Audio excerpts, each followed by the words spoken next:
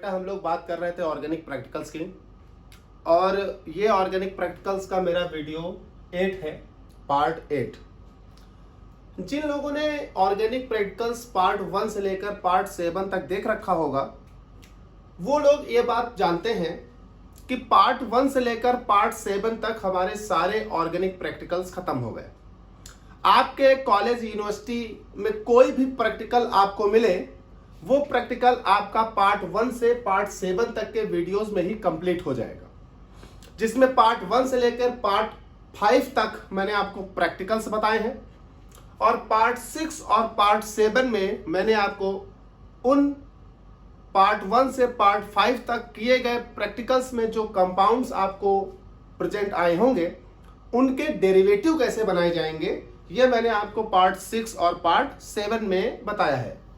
तो पार्ट 1 से लेकर पार्ट 7 तक आपके सारे प्रैक्टिकल्स कंप्लीट कर जाएंगे विद डेरिवेटिव। लेकिन उसके बाद भी मैं पार्ट 8 ला रहा हूं क्योंकि कुछ ऐसे भी स्टूडेंट होंगे, कुछ ऐसे कॉलेज या यूनिवर्सिटीज होते हैं जो कुछ अलग कंपाउंड देते हैं। जैसे कुछ लोगों को कार्बोहाइड्रेट्स मिलेंगे, सुक्रोज, फ्रक्टोज, ग्लूकोज। तो ऐसे लोग क्या करेंगे, तो कुछ एक दो वीडियोस में और लाऊंगा।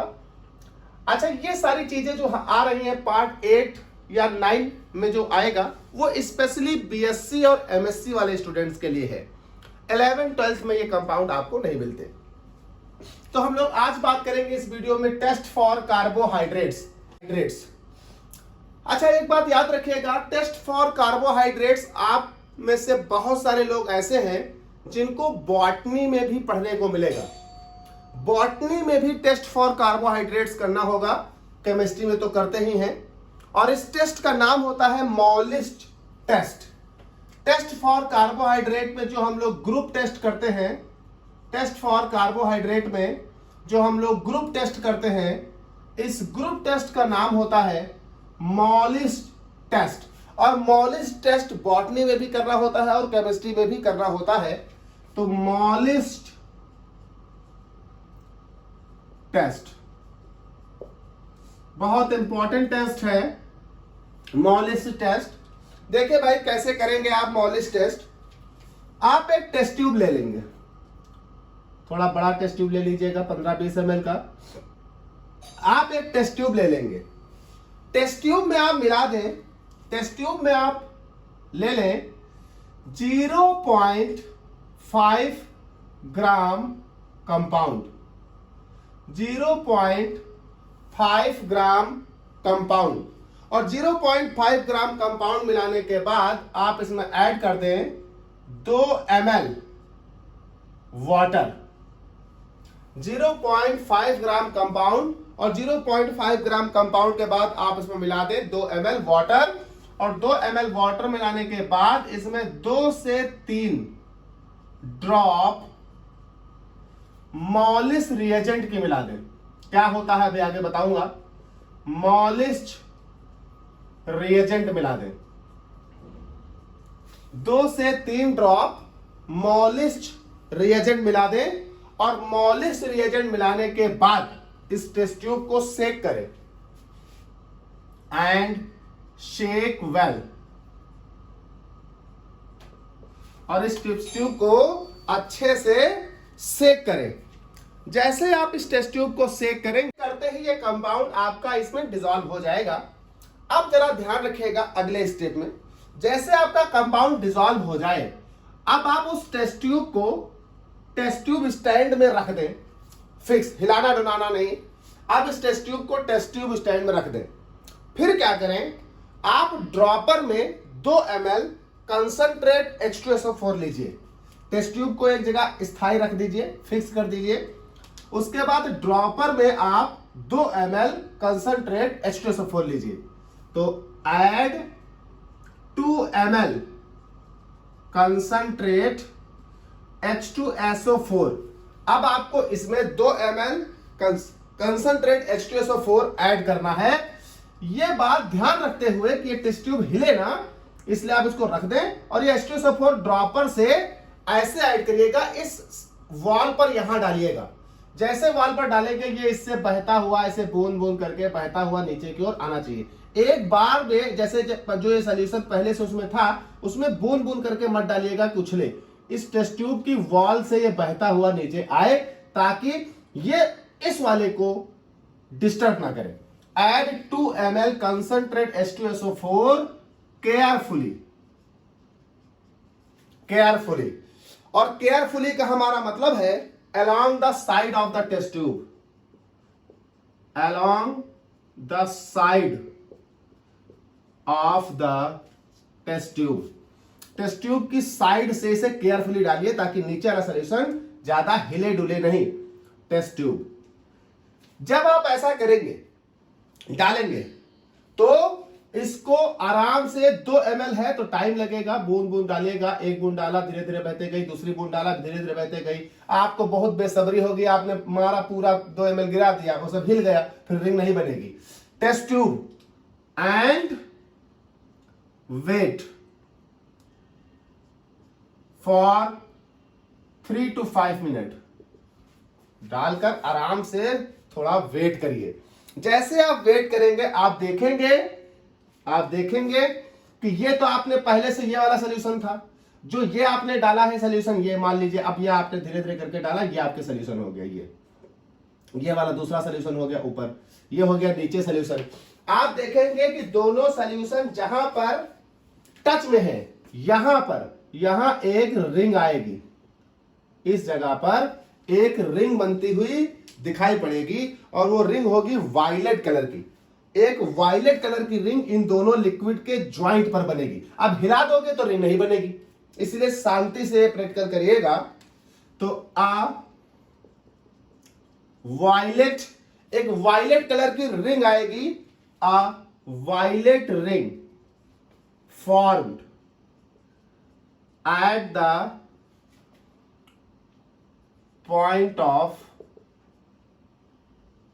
2 liquids, at the point of 2 liquid, जहां पर वो दोनों लिक्विड कांटेक्ट में है। आप कह सकते हैं at the junction of 2 liquid, at the junction of 2 liquids, दोनों लिक्विड का जहां जंक्शन है, उसी जंक्शन पर एक वायलेट कलर की रिंग बनती हुई आपको दिखाई पड़ेगी। जब आपको वो वायलेट कलर की रिंग बनती हुई दिखाई पड़े, आप उसे सेक करिए। आप उसे सेक करिए, और सेक करके आपको पीपीटी प्राप्त हो जाएगा। सेक एंड ऑब्टेन्ड पीपीटी। अब जैसे ही आप सेक करोगे, आपको पीपीटी प्राप्त हो जाएगा। खास बात यह कि यह पीपीटी जो होगा, या तो ब्लू कलर का होगा, या ब्लूइश वायलेट होगा,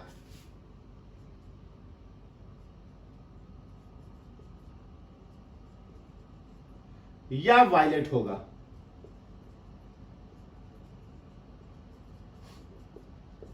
वायलेट कलर पीपीटी आपको प्राप्त हो जाएगा, और जैसे ही ब्लू वायलेट पीपीटी आ जाएगा, कार्बोहाइड्रेट कंफर्म।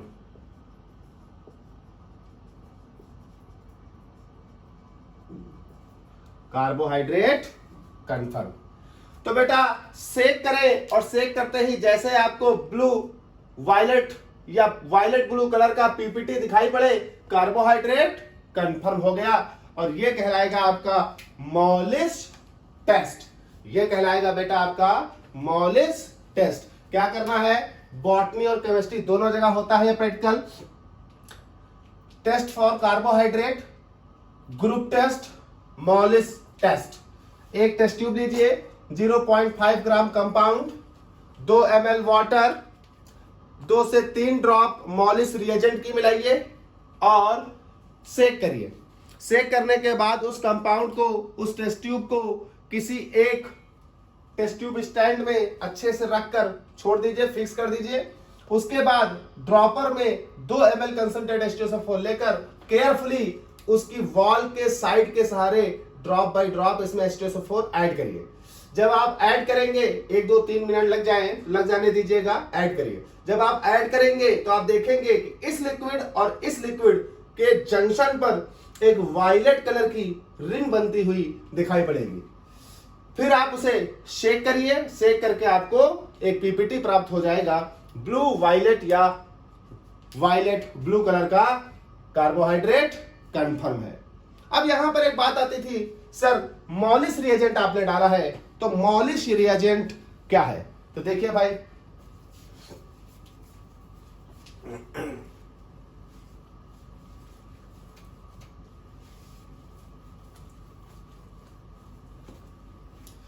मॉलिश रिएजेंट क्या है? तो देखिए मॉलिश रिएजेंट क्या होता है। मॉलिश रिएजेंट, बेटा मॉलिश रिएजेंट जो होता है 20% solution of alpha नेप्थॉल, 20% solution of alpha नेप्थॉल in alcohol होता है। 20% solution of alpha नेप्थॉल in alcohol, इसी को बोलते हैं मॉलिश रिएजेंट। या दूसरा भी कह सकते हैं 10% solution of alpha नेप्थॉल in chloroform.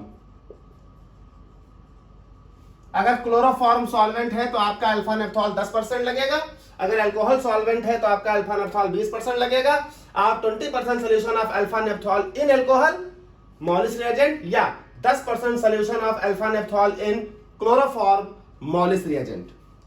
अब आपने कार्बोहाइड्रेट का टेस्ट कर लिया, मॉलिश रिएजेंट उसमें इस्तेमाल हो रहा था, क्या होता है जान लिया। जब आपका कार्बोहाइड्रेट पॉजिटिव आ जाएगा, तब आपको उस कार्बोहाइड्रेट्स कैटेगरी में ग्लूकोज है या फ्रक्टोज है या सुक्रोज है, कौन सा उसमें मौजूद है, उसे आपको कंफर्म करना पड़ेगा। और किसी भी ग्रुप टेस्ट के बाद अगर ग्रुप टेस्ट पॉजिटिव आ जाए, तो पिछले हम कई सारे वीडियो में एक ही बात करते आए हैं कि अगर ग्रुप टेस्ट पॉजिटिव आ जाता है, तो ग्रुप टेस्ट के पॉजिटिव आते ही आप तुरंत कंपाउंड का मेल्टिंग पॉइंट या बॉइलिंग पॉइंट निकालेंगे। जैसे ही आप कंपाउंड का मेल्टिंग पॉइंट और बॉइलिंग पॉइंट निकालेंगे, आपका कंपाउंड का मेल्टिंग पॉइंट या बॉइलिंग पॉइंट मेरे बताए गए चार्ट में किसी न किसी एक से मैच कर जाएगा। तो देखिए भाई, जैसे ही आपका कार्बोहाइड्रेट प्रेजेंट आ गया, तो कार्बोहाइड्रेट के प्रेजेंट आते ही आप अपने कंपाउंड का मेल्टिंग पॉइंट या बॉइलिंग पॉइंट निकालेंगे, और निकालते ही आप कंफर्म कर देंगे कि उस कार्बोहाइड्रेट कैटेगरी का ग्लूकोज, फ्रक्टोज या सुक्रोज कौन सा कंपाउंड आपका मौजूद है। अच्छा, इस कैटेगरी में सभी सॉलिड है, दैट इज वाई आपको सिर्फ मेल्टिंग पॉइंट निकालना है। अब जैसे ही आप अपने कार्बोहाइड्रेट का मेल्टिंग पॉइंट निकालेंगे, तो अगर वो ग्लूकोज होगा तो 146, फ्रक्टोज होगा तो 95 से 105 के बीच में आएगा, सुक्रोज होगा तो 170 से 186 के बीच में आएगा, और आपका कंफर्म हो जाएगा कि दिया गया कार्बोहाइड्रेट क्या है। जब आपका कार्बोहाइड्रेट कंफर्म हो जाएगा, तो आप जानते हैं कि कंपाउंड के कंफर्म हो जाने के बाद आप एक कंफर्मेटरी टेस्ट और करते हैं, जिससे आप डेरिवेटिव बनाते हैं। अब यहां पर कार्बोहाइड्रेट कैटेगरी में कंपाउंड्स के दो तरह के डेरिवेटिव बनते हैं, ओसाजोन और एसीटेट डेरिवेटिव। जो ओसाजोन डेरिवेटिव है, ये सभी मोनोसैकराइड्स देते हैं। कभी भी डाइसैकराइड या इसके ऊपर के जो सैकराइड्स हैं, कार्बोहाइड्रेट्स हैं, वो ओसाजोन डेरिवेटिव नहीं देते। लेकिन जो एसीटेट डेरिवेटिव है, ये सभी कार्बोहाइड्रेट्स देंगे। तो हम लोग, अगर आपका ग्लूकोज या फ्रक्टोज, तो आप ओसाजोन बना लें, और अगर आपका सुक्रोज प्रेजेंट है तो आप एसीटेट डेरिवेटिव बना लें। आपके पास दोनों डेरिवेटिव बनाने का ऑप्शन है। तो देखिए भाई, बात करते हैं डेरिवेटिव की, कैसे बनेगा डेरिवेटिव।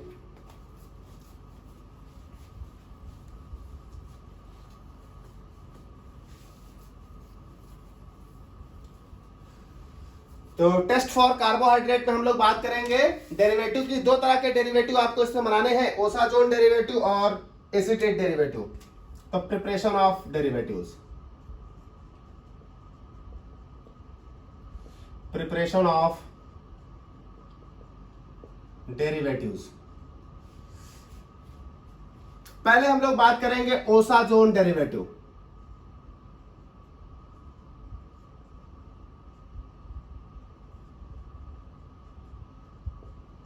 एक चीज याद रखिएगा, सिर्फ मोनोसैकेराइड्स ही इस डेरिवेटिव को देंगे, मोनोसैकेराइड्स ही इस रिएक्शन को देंगे। ओसाजोन फॉर्मेशन रिएक्शन होती है जिससे ओसाजोन का फॉर्मेशन होता है, और वो मोनोसैकेराइड्स किसी भी कैटेगरी के हो, चाहे ग्लूकोज या फ्रक्टोज किसी भी कैटेगरी को हो, ओसाजोन एक ही बनता है। इसीलिए उस डेरिवेटिव का अगर आप देख रहे होंगे तो मेल्टिंग पॉइंट 205 दोनों के लिए आ रहा था, क्योंकि एक ही कंपाउंड दोनों केस में बनता है, जिसको नाम देते हैं ओसाजोन। देखिए भाई, ओसाजोन डेरिवेटिव कैसे बनाना होगा आपको दो टेस्ट ट्यूब लेने होंगे। पहला टेस्ट ट्यूब 1 और टेस्ट ट्यूब 2। टेस्ट ट्यूब 1 में आप क्या करें कि 2 ml फेनिल हाइड्राजीन ले लें, 2 ml फेनिल हाइड्राजीन ले लें,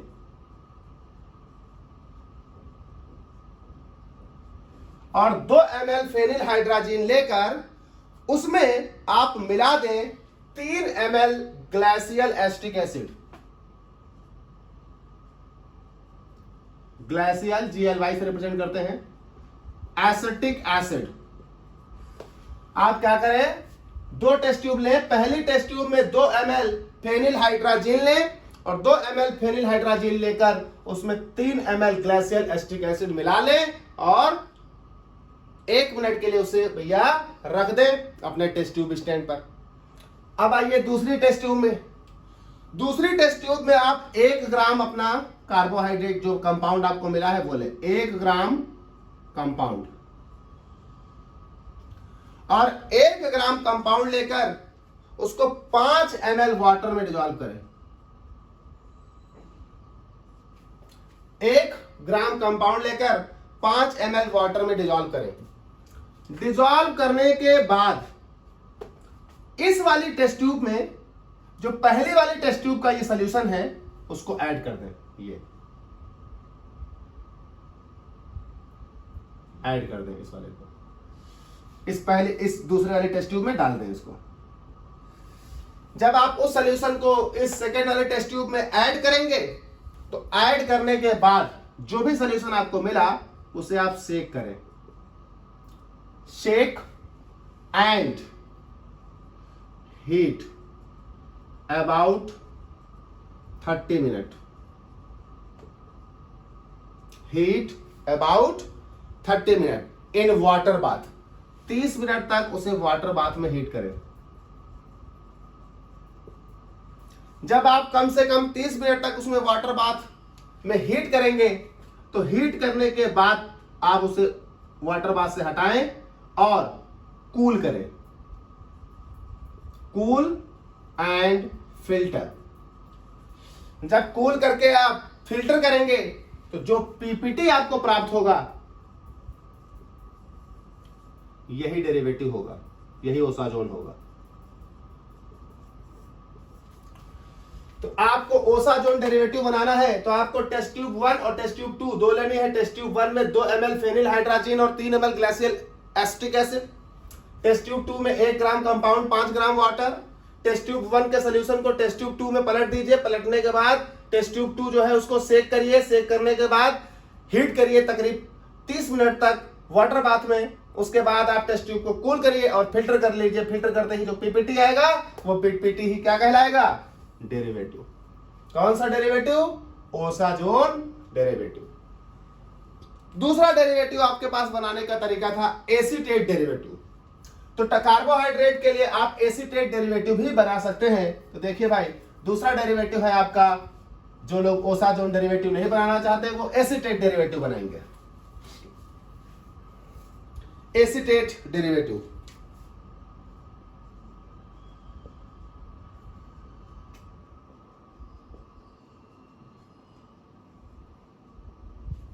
एसीटेट डेरिवेटिव। एसीटेट डेरिवेटिव कैसे बनेगा? देखिए भाई, आप एक टेस्ट ट्यूब लें।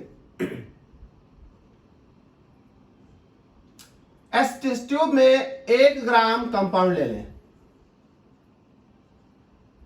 एक टेस्ट ट्यूब लें, उस टेस्ट ट्यूब में 1 ग्राम कंपाउंड ले लें और 1 ग्राम कंपाउंड लेकर उसमें 1.5 ग्राम एनहाइड्रस सोडियम एसीटेट मिलाएं। 1.5 ग्राम एनहाइड्रस सोडियम एसीटेट मिलाएं। देखिए भाई, 1 ग्राम कंपाउंड लेकर उसमें 1.5 ग्राम एनहाइड्रस सोडियम एसीटेट और इसके बाद उसमें 10 ml एसिटिक एनहाइड्राइड मिलाएं। 10 ml एसिटिक एनहाइड्राइड मिलाएं। Acetic anhydride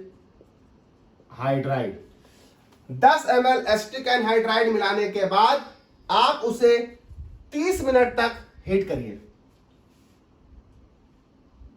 and heat about 30 minute. जब आप उसे 30 मिनट तक हीट करेंगे तो 30 मिनट तक हीट करने के बाद आप एक बीकर में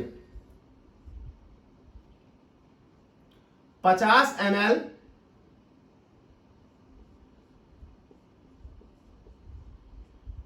कोल्ड वाटर रखें और हीट करने के बाद आप इस सॉल्यूशन को इसमें जो 50 ml कोल्ड वाटर ले रखा है एक बीकर में, उसमें आप इसे पोर कर दें। तो pour the mixture in 50 ml cold water, तो लिख देता हूं pour the mixture in 50 ml cold water. जैसे आप 50 ml कोल्ड वाटर में से पोर करेंगे तो पोर करने के बाद जो सॉल्यूशन बनकर आएगा उसे आप फिल्टर करें और जो सॉल्यूशन बनकर आएगा जब आप फिल्टर करेंगे तो फिल्टर करने के बाद जो आपको पीपीटी प्राप्त होगा वही पीपीटी डेरिवेटिव है, एसीटेट डेरिवेटिव। एसीटेट डेरिवेटिव बनाने के लिए एक टेस्ट ट्यूब में 1 ग्राम कंपाउंड, 1.5 ग्राम एनहाइड्रस सोडियम एसीटेट और 10 ml acetic acid, acetic anhydride और एसिटिक एनहाइड्राइड लेकर उसे आप करें 30 मिनट तक हीट और हीट करने के बाद आप उस मिक्सचर को पोर कर दें। कहां?